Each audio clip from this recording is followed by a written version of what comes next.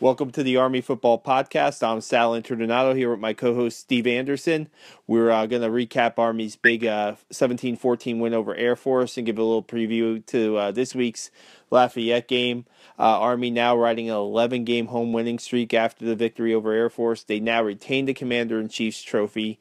They can win it outright on December 8th against Navy at Lincoln Financial Field in Philadelphia. But they had to get this one against Air Force, Steve, because if they didn't get this one against Air Force, that trophy was heading back west. We talked about it last week, and man, they really keep you on the edge of their seats, don't they? Man, that game was, started off to be just a good old fun-fashion Army beatdown. Air Force was, stopped dead in their tracks, couldn't really get any momentum. And then, the second half started, and you started, biting your fingernails, thinking, "Oh man, we got a fight here." And it was just good to see, the Army keep their confidence and the brotherhood just continue to fight, even with some adversity coming, and Air Force starting to click on a few plays. But there was a lot of things in that game that were, I know the score said 17-14, but I felt like, overall throughout the game that Army was basically in control the entire time. Yeah, it did get a little dicey when they're up by 3 and Air Force has got the ball driving into Army territory. The clock's ticking down in the final minutes of the fourth quarter. And, Air Force, to me, Steve, on the last two plays that Air Force ran, they looked pretty similar, except the second time the quarterback kept, and Cole Christensen was in the backfield both times on those plays. He had to see a key. He had to see something there where he was reading right away what the play was going to be. And, both times a third down, 2-yard loss, and then fourth down, no gain, hand the ball over to Army. And Army needed one more first down to ice the game. I mean, another strong defensive stance for the Black Knights at home, and Cole's in the middle of it, So, what did you see there as far as linebacker instincts there? No, I mean, I firmly believe that he was picking up keys throughout the game, and he was trusting those keys and those little bit game within the game kind of is what we used to call them when I played. Is playing the game within the game, where you understand, situation down in distance and percentage of what the team likes to do in those situations. And I think the game within the game came to his aid, and he found himself in, we've seen this player, throughout the year on times where they needed to stop late in the games, and he's been there or around the ball in all big games that came, close to where Army needed to stop.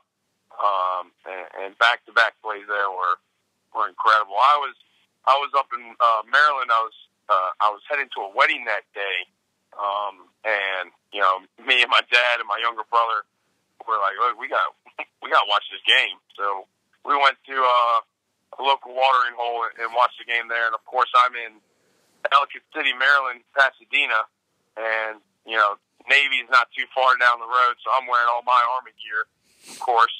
And they got the game on. There's a couple Navy fans in there, and we had a few good laughs about how the real games in December, and they were glad that we beat them because they beat them and stuff like that. But the thing that blew my mind was that Air Force was running 10-yard hitches throughout the game like nobody's business. It seemed like every time they threw a 10-yard hitch or a 10-yard little seam route, they would complete it. And I was super surprised late in the game there where the Troy Calhoun decided to run the ball, back-to-back times when they were, when they had so much success passing the ball. I mean, I don't know how many yards those quarterbacks ended up having, but I feel like it was close to like almost 200 yards passing that game. I was just glad that they were going to they were going to allow our linebackers to just fill those gaps and make those plays. Yeah, you're right. You figure maybe on third down you put the ball in the air, right, Steve? I don't know. Well, I think it's. I think we, at the end of the day, we knew they were going to go for it on fourth down. So, if you know you're going to go for it on fourth down, that changes the play call a little bit on what third down can be. So, if you know you're going to go on fourth down, yeah, maybe you do run the ball on third down and then you pass on fourth, or vice versa. To try to keep the defense guessing. And I just found it. The play calling for Air Force was more in favor for Army with how we've been able to stop them. They weren't doing what they usually do on the ground against most teams against us. So I was completely content with them, run the ball in both those situations and allow us to come up big with the defensive play. And I know I don't know what their quarterback situation was. I know they brought Hammond back in the game. I think he was an injury or something. But, I didn't see any difference with how our defense approached those quarterbacks as far as one gave them an edge in a certain category over the other. Yeah, you're spot on. Air Force threw for 197 yards, completed 12 of 22 passes. That interception by Mike Reynolds near the end of the first half, how big does that loom in this game? I mean, Air Force is driving. At worst, they probably will get some points out of that drive. And Reynolds just steps in front of a pass. Looked like the receiver lost his footing a little bit. Looked like the pass wasn't really where it was supposed to be. And, that's a huge play in this game. Yeah, it was... he was coming across the center, and it was towards his back shoulder where the defender was, and Reynolds just stepped in front and made a play, and we needed. I'll tell you what might have been the biggest play of the game was when we found ourselves, second and 25 or second and goal on like the 25, 28-yard line, and we throw a corner or a deep out to the end zone and end up having third and goal from the 1 or 2. With that huge catch, from what was it? Was it Asbury or? Yeah, Asbury made that catch, and I called it at the time when I'm watching it from the press box. I'm like, that may be one of the plays of the year. Just because of where they were in that drive, they're killed. Steve, we haven't even talked about 12 minutes and 55 seconds. Oh my God, that was incredible. I think I saw a stat that Army has, like four 10 minutes or longer drives, or maybe it's 12-minute drives. Yeah. And the rest of the country has 6. So the incredible fact that we opened the game like that, and of course me and my dad are talking. Hey, we need a couple more of those. Yeah. Dude, it was and we saw, you'd like to think that the Air Force and Army game, and you like to believe that the Army-Navy game, they're going to be a little more understanding of the whole, the new chop block rule. Yeah. But that wasn't the case. We got called for quite a few of those. I think maybe 4 or 5 of those throughout the game, and there's a couple there that, I know Air Force got called on a couple, but there were a couple there that were suspect at best. But the fact that we got a first down, but on that play, when we got a first down, we had an illegal cut or some kind of, chop block that the referees didn't like. And then we get first and 10 after gaining 15 yards, and we'd be right back where we just started our last series at. And you just see it in our team that it doesn't matter. South, they do not, as long as they know they have first and 10, they believe they're going to get, they can get 3 downs or 4 downs to get a first down. And as we saw at the end of the game, Coach Munkin has the utmost confidence in his team to get a 1 yard on any play in any situation. Doesn't matter if there's a minute left and you're on your side of the yard and you're only up by 3, and if you don't get it, you put the team in a great position to tie the game. Does not care. He believes in his guys. His guys believe in him in making those calls, and what they have there is something special. I mean, we had three conversions. We got all 3 on 4th down. Yeah. We were about 50% on 3rd down, which is good. Holding Air Force to maybe 33%, 30% on 3rd down. I mean, those types of things throughout the game. Getting off the field when you need to and staying on the field when you can. I think at the end of the day, I think our defense was just more fresh than the defense, and our offense is just a force when they smell blood, man. When they can just put a knife in an opponent, they're going to do it, and we see it. 11 games in a row at Mikey Stadium. I mean, that's huge. That is a house that if you're an opponent, and I'll tell you this, and I know it's not for a couple years, and I know that due to the construction, it may not happen. But I'll tell you what, Oklahoma coming there in a couple years, it's not going to be as easy as everybody might think it might be. Yeah, no doubt, and I see a lot of fans even on Twitter to this day still saying find a way to have Oklahoma come to Mikey Stadium. And you look at the home schedules in the last couple of years, and no, you're not bringing a Power 5 team's not coming to Mikey Stadium, but you played a pretty. At the time, Hawaii was on fire this year, Steve, when they beat Hawaii at home. Temple's been a pretty good program. They beat Temple at home last year. So, they do got something really good working there. And Steve, I was on the sidelines for the last maybe 5 minutes of the game on Saturday, and it felt like the turf was shaking.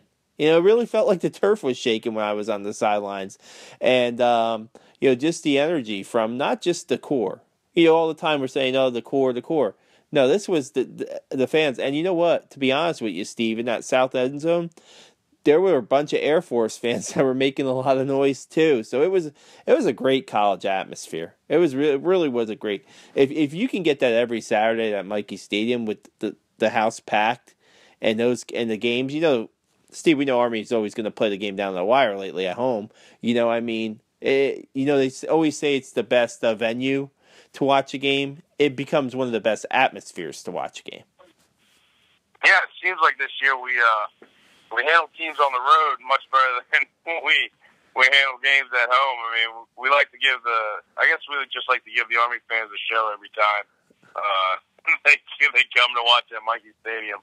But I mean, I think I think I saw a stat that was like it was the first time since 1978 where the Army team had the trophy outright and were playing to beat Air Force. It was like 1978 or some crazy stat. Yeah. I researched that stat. 78 is correct. Yep. Yeah, and that's crazy. To think of how many times we played Air Force and Navy since 1978, and 2018 is the first time since then that Army has held and are the CIC champs, and the CIC can be determined in November. Is crazy, and of course that means it doesn't mean we weren't the champ. It just means the Army owned it, and Air Force beat Navy in October. So that was like there are a few things that have to, some stars do have to align, but you figure it wouldn't be as far back as 1978. Well, just like last year and just like the year prior, there's a lot of things that haven't happened in a while at Army football that they're starting to knock out those 70s, 80s, 90s, 2000, droughts, and they're starting to build it, really starting in 2010 and with our bowl win, and then these last 3 years really under Coach Monken, where it's just they've just decided the program is just completely just everybody respects it. I mean, I think I saw USA Today had us at like 22 in the country, which was pretty cool. Yeah, I think it's up to 8. I might be wrong, but I think he might have bumped it up to 18 this week. Yeah, I mean, we've gotten like 8 to 10 top 25 votes. So I'm still waiting for that selection committee and the AP poll to show us some love and give us the respect. I mean, we've had really really three, but two really dominating years. Looks like we're gonna have another 10-win season this year. We had a 10-win season last year, so really looking forward to I think 96. Yeah, 96 was the last time we were ranked in the top 25. I think we were 22 then at the highest, and I think we ended up at 25. Playing Auburn in a bowl game. That was one of my mentors, Coach Ben Calwica, was the linebacker captain for Army that year. So I know that team pretty well. And having a mentor be a part of that, and several other mentors on that team. So it's great stuff. We retain the CIC, and of course, it's always beat Navy. So yeah, that's really the only thing that's really missing in the last 3 years is a top 25 ranking. And you look at these next two games. It's Lafayette. Colgate is undefeated and ranked 8th in FCS. But this game against Lafayette coming up, you're wondering how much the needle moves for Army up and down these polls. Now, we know the college playoff, the ranking system there is what's going to determine who plays in the national championship game. And people say that AP polls and coaches polls are worthless now. Well, not to Army. Steve, not to Army right now, because they want to get a ranking here before the season's over. That was their goal last year. They fell a little bit short of it. They got the vote. They were getting votes toward the end of the year, but just didn't make the top 25. And you got to think if they run the table that they're gonna be in the top 25 in the AP or the coaches or maybe both. I mean, they're gonna if you go 11 and 2. Think people are, and I get this from a couple of people too. Well, who do they play? Well, I mean, Buffalo right now, they've only got one loss. Yeah. And guess who that one loss came to? Yeah. Oklahoma's playing. Oklahoma's a Power 5 team, and they've been blowing out all their competitions. Well, Army took them to overtime and arguably should have beat them in regulation had a tip ball not occurred. So, I mean, and Duke, Duke played well this year. I mean, they were in the top 25 at some point. Yeah. I don't think they're back in it, but, they had some big wins this year too. So, I think I know Notre Dame gets it a lot being an independent and not having to grind in a Power 5 conference week after week and stuff like that. But I think that Army continues to do it. That Army handles Lafayette as they should. I think they'll. I think they absolutely should handle them. Quite easily. Obviously never overlooking any team. You always play the next game. And then they're going to have a test in Colgate. My older brother played in the FCS, and he played against the App State team that beat Michigan. He lost to them in the national championship game. But the 1AA team, the FCS teams, the best FCS teams with the gap is much smaller than people think. It's a lot different. I saw something on ESPN today where they were comparing the Buffalo Bills to the Alabama team, and I think the Buffalo Bills were favored by 28.5. There's a sports book out in Las Vegas that has, the Bills favored 28.5, where the Bills haven't scored 28 points all year, but you're still talking a complete different league. It's not like that with FCS and the FBS. They're much closer than people think. Do you know how many points Colgate's given up all season? No, I can't imagine it's very much them being undefeated and being ranked in the... Yeah, Steve, last check they gave up 23 points all season. Really? Yeah. Now, they're not... Their best team that they played on their schedule is New Hampshire. they haven't played. Army's their 1A on the schedule, but they've given up 23 points all season. So you think that I know we're looking ahead a little bit to next week, but that's okay. You think that Army's strength is running the football, and Colgate's strength is stopping the run, and how, like you said, the difference is maybe not as what, but Army's one of the best teams in 1A to running it's going to be interesting. I still think that there's going to be. I still think that's I think that's a 3 or 4 touchdown game in my opinion, but we'll see. It's going to be interesting to see how both teams stack up. So. Yeah, I mean, I know we got a 11-0 win streak at home, but Army likes to give their fans a game. They like to keep the fans on their toes at home. Ultimately coming out with the win, the most important part. And I think you're right. I think this will be a game where obviously Coach Munkin will have them ready. They're going to execute.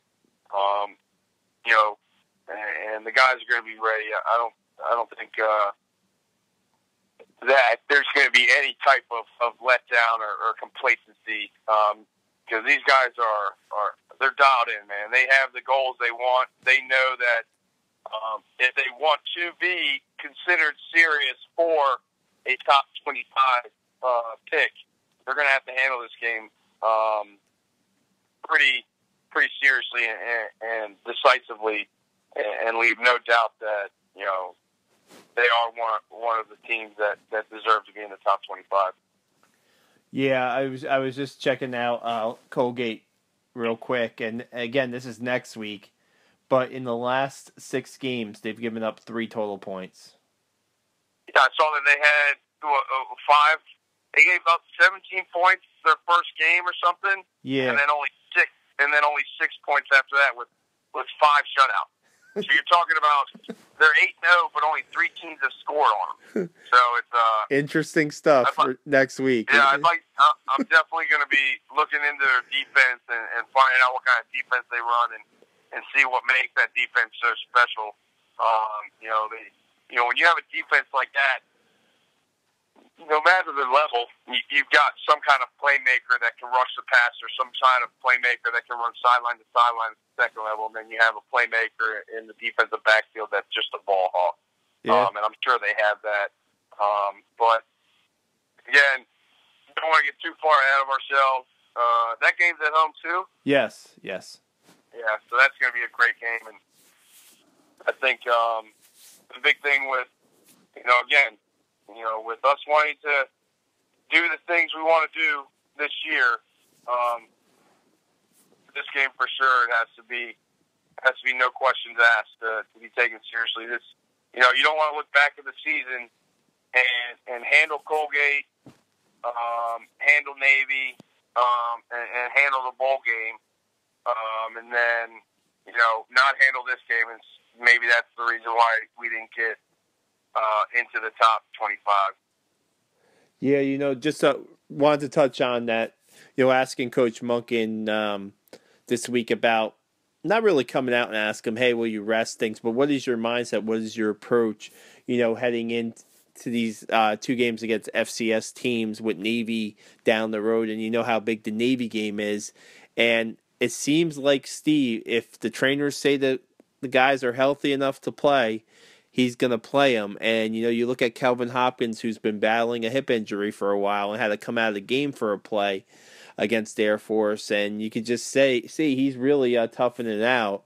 This would be a pretty good week, maybe, to have Kelvin maybe take a break, take a rest, and let Cam Thomas take the team over again, like he did against Miami of Ohio. But I'm not sure that's going to happen tomorrow on Saturday, so we'll have to see. Maybe they give. Yeah, well, ideally, what you like to see is unless you're severely concerned about the Hopkins injury, you'd like to see the first teamers go out there and handle business in the first quarter and the first, the first 15, and then into the second half of the second quarter, the first half of the second quarter, and then you got to get other guys some reps, because those are the type of games that you get those guys reps in order to ensure you have some depth and you build that confidence in your guys to come in if they need to in bigger games. Yeah, we'll see. We'll see how they operate. Darnell Woolfolk's been battling a hamstring injury for a while too. Man, but what a warrior he is, Steve. I mean, that guy's a beast. Just that guy is a. Did you think he was gonna score in that 4th and 1 on that 52-yard run? Do you think he was gonna get caught? He took a little ribbing for his speed after the game. So. Hey man, yeah, he's. Again, I was watching the game with my younger brother and my dad, and when he broke that play and he got caught, I was like, what are you gonna do? I mean, he's the guy that's getting you. You gave him the ball to get you a 1-yarder, all right? Like he's got. I mean, I don't know how much. I don't know what he weighs in at, or he looks every bit of 250. I mean, he is a thick, strong. His legs don't ever stop. Every time he makes contact with someone, his legs continue. And even my younger brother was just, like, man, this guy is a beast. He doesn't watch obviously as much Army football as I do, but yeah, he was the first thing he noticed was, man, that guy doesn't stop his legs. And it's and all of our fullbacks do. I mean, they have to with the nature of the game, but. Just real quick on Darnell, he's over 2,000 yards now for his career. Only 13 players. I saw that. That was a cool thing. I think he needed like 39 in the game to be over that, and I was happy to see him and do well against Air Force, where he could, it always means something. Was it senior? Did they do senior night? No, that's coming up against Colgate. They're going to save that to the last home game, so he'll be okay. And right. again, Is it Steve. The last home game? Yeah. Normally they do, depending on the opponent. But again, we're getting a little bit too ahead of ourselves. But for what this senior class has accomplished, they went 2-10 their freshman year. Not many of these seniors saw extensive playing time in their freshman year, but these last 3 years, 8 wins, 10 wins, 7 wins. Trending toward another 10-win season, 3 straight bowl games, 2 Air Force wins, 2 Commander-in-Chief's trophy retentions, 2 Navy wins, and possibly a 3rd. Incredible, Steve. Yeah, I think you've seen, what the right coach at the right time with the right staff and having a vision of getting the right recruits in. I mean, this year, is like the first year that Coach Monken has his recruits, really, if you think about it, that are really all playing. And now you see, just how much this guy can bring to a program. And then just the players executing and believing in him. And this is, this 2000, I guess it'll be class of 2019 grads, I guess, next May. Yep. I mean, they're gonna be talking about is this one of the most dominant classes to come through Army, and I don't know what the 96 record team, or the 97 class, or the 96 football teams, records were off the top of my head. I know they were, I think, 10-2 that year, that 96 year. But this 2019 class, we're talking about a dominant performance and really, changing the mindset of a program to where, Army is a force to be reckoned with. Yeah, this is a crazy stat that I looked up last week because I wanted to just see when the most wins in a 3-year span in Army, in the programs since this run that Army's had. So you're talking right now, they have 25 wins over the last 3 years, and we still have 4 games to play. I had to go back, Steve, to 1948 to 1950, where the Black Knights had 25 wins. Wow. If my math, I got to make sure my math is correct. Yeah, 25 wins they had. Yep. So you got to go for Incredible. a 3-year span, the most wins from an Army football team. You have to go back to 1950 to equal 25. It's incredible, man. I mean, again, this class continues to knock off stats that are from years ago and restart the clock on a lot of them. I mean, all of them. We're talking all of them, Sal. Yeah. I mean, other than a Heisman winner in 1958,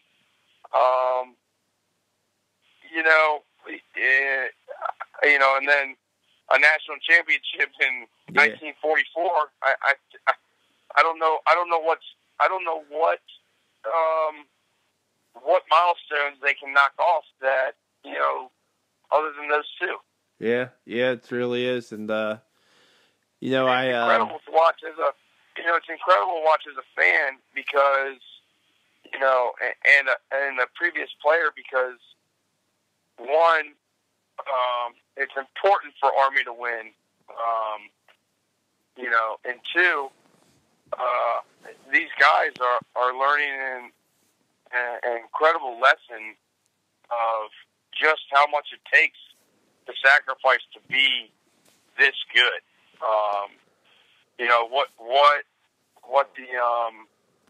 What has to be given up, and the time they have to put in order to be this good, and it's great to watch, and I know we talked about how we still got some time before players can go directly to the league, but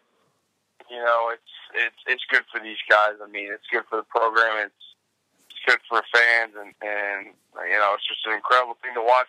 Turn on CBS Sports every Saturday and get to watch them is awesome. Yeah, I think as every game passes, Steve, I think that the nation will be more and more aware of the program. And then you look at, December 8th when all eyes are pretty much on that game. If you're a college football fan, it's one of the only games. I think it's still the only game on. And, if you can go into that game 9-2, riding a 7-game winning streak and looking to beat Navy for the 3rd straight year, and maybe you're ranked or you're right on the cusp of being ranked, I think that the more eyes to get out of the program, it's there. We've talked about it for the last couple of years on this podcast. There's obviously something special going on at West Point, and the way that Coach Monken has the program set up, I don't see it really slowing down in the next few years. I mean, the infusion of talent's there. Like you said, the coaching's there and the belief is there. So it's going to be fun to watch. We'll follow the Black Knights against Lafayette on Saturday, and we'll be back soon with another version of this podcast. As always, Steve, it's been great. That's right. Beat Lafayette.